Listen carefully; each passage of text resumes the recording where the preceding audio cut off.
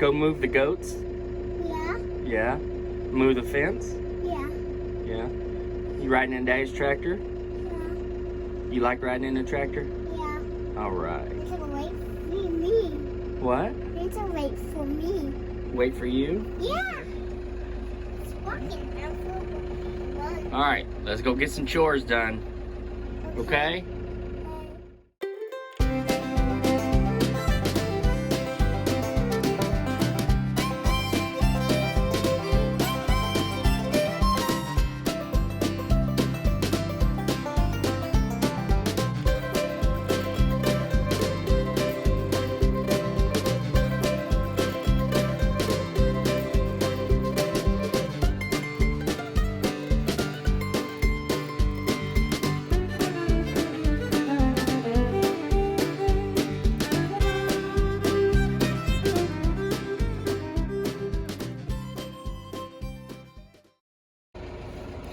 All right, now we're clearing a path for the goat pen, or the new Premier One goat fence.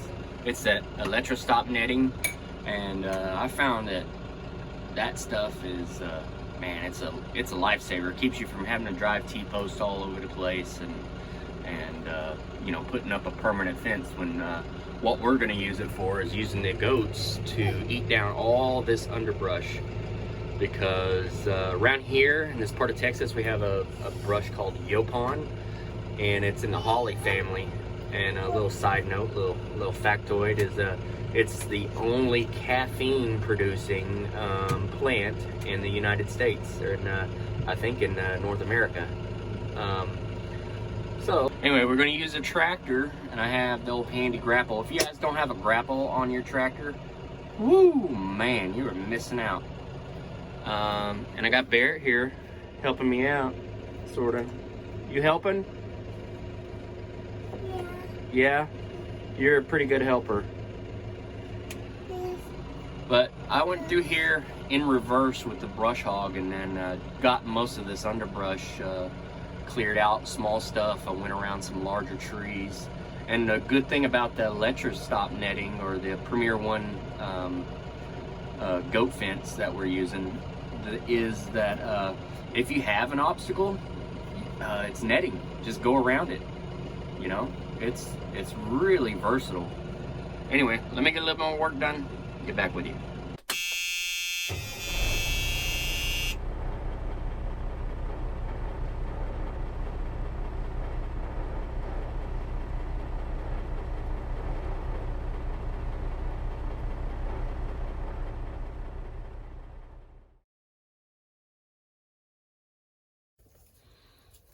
And there are the goats chomping down, enjoying some nice fresh yopon.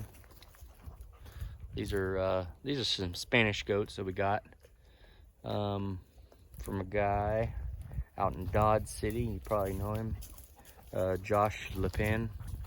Let's see, it's a black one. They should be bred now. This is the purebred New Zealand buck,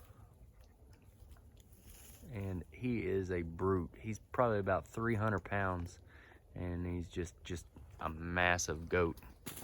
Let's see if I can get a better picture of him over here. Hey, Jack. Jack.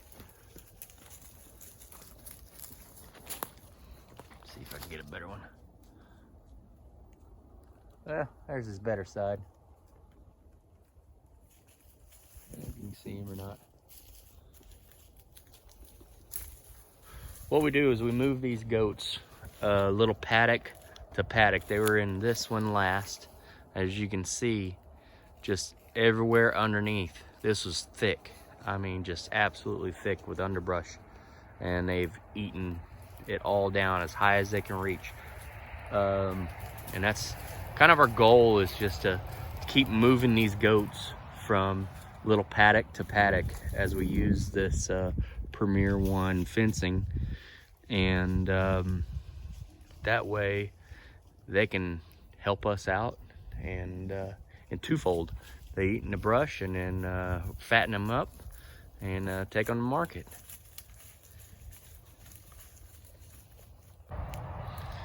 These goats are just eating machines anyway. I mean, just look at them. They'll tear it up. They'll have this cleaned out. And this is each panel or each section of this Premier One fencing is approximately, I think it's 100 foot long. There's these poles are spaced out. I think they're every 10 or 12 foot, something like that. And they're really solid. I don't have the fence on right now. I hadn't moved my controller, my charger yet, but they're these fiberglass rods, and you can actually pound these down with a rubber mallet, and they have a spike on the end. And I have it set up as a pos neg fence, so one of these is hooked up positive, one would be hooked up negative, and then they go through the whole fencing like that. So then when they get crossed, one or two, it don't matter. And why I have it set up like that is because I have kind of poor soil, and it's sandy. And what happens is when you have a lot of sandy soil, you don't have, and it's dry, you don't have a good ground. So that's why you use a positive negative fence setup.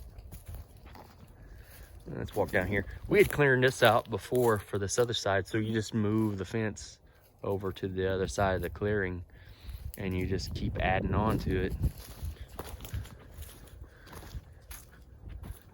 There's old Sadie girl. She ran a neighbor's dog off. Hey, Sadie. This is our livestock guardian dog.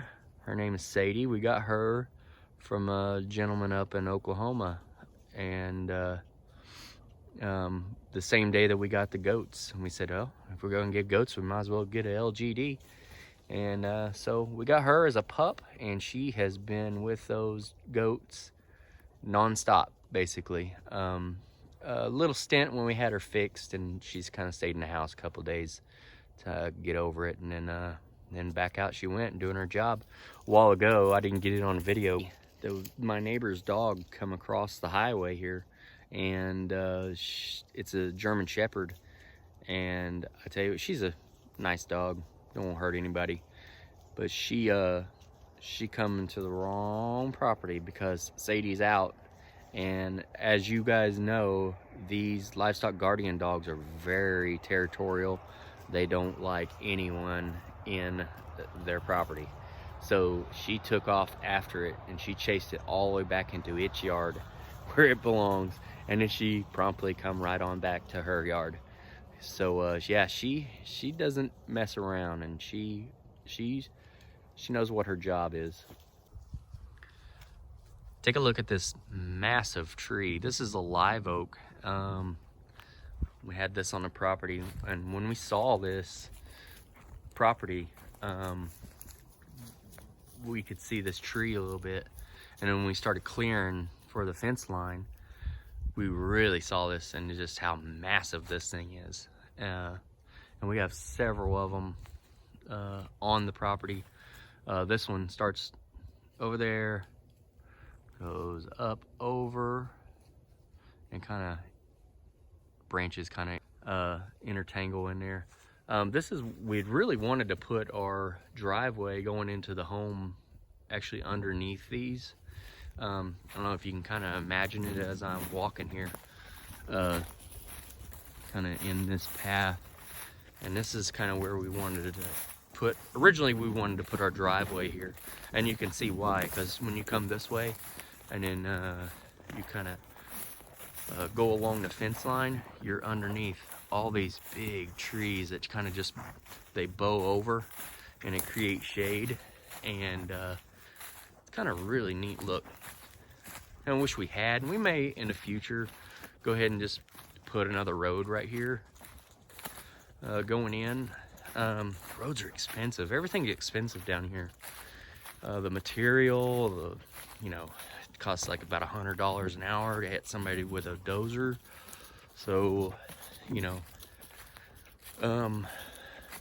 it's just expensive to do anything like improving on your land.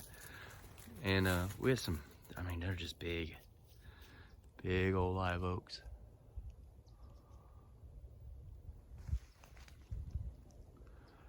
And you can tell it's January and they still have leaves on them. Live oaks keep their leaves until the spring when they grow new ones.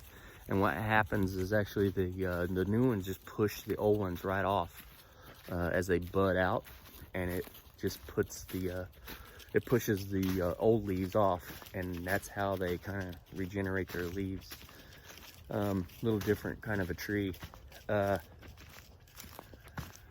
the Yopon, they're in the holly family, so they're sort of like an evergreen. They'll keep their green leaves, even though the caffeine content in there goes down.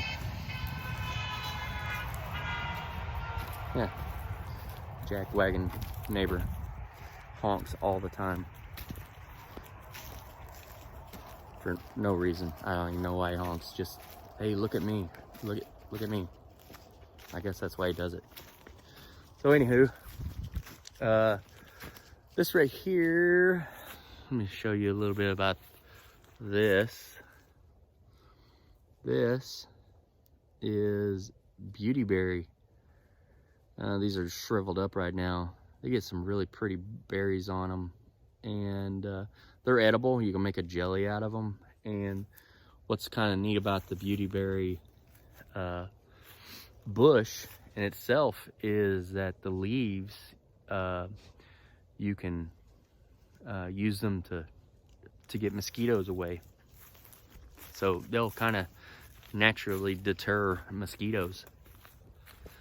Let's see, that's just a little bit about our place starting out. I got some work to do, as with anyone has a kind of a 50-acre kind of spread. It's there's a lot to take care of here, and most of it's by myself. I mean, the kids are all too young to really be much of help, you know, but they're getting there. And this is just a work in progress. So lots of wood to cut for firewood.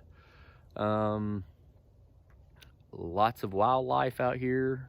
I kind of like to forage and learn about it, at least. I don't want to hurt myself or my family by picking the wrong plant, or, you know, especially with mushrooms. There's not very many edible mushrooms down in this area. I'm originally from Oklahoma, and I tell you what, there's all kinds of mushrooms up there that are edible, and I learned over time which ones, you know, I could eat. And just don't know if this area is really great for growing mushrooms. I mean, a special kind maybe, but hey, well, anyway, folks, thanks for taking the time to watch this video, and I promise I'll you know, crank them out and start getting them out here.